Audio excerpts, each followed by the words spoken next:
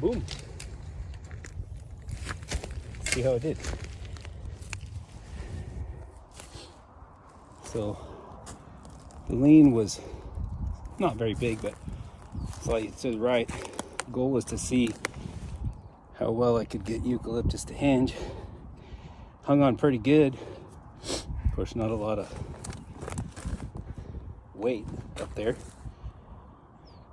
This was kind of an experiment to see how well it hinges, so I can work my way down and maybe tackle stuff like that curved leaner back there and keep it out of that fence.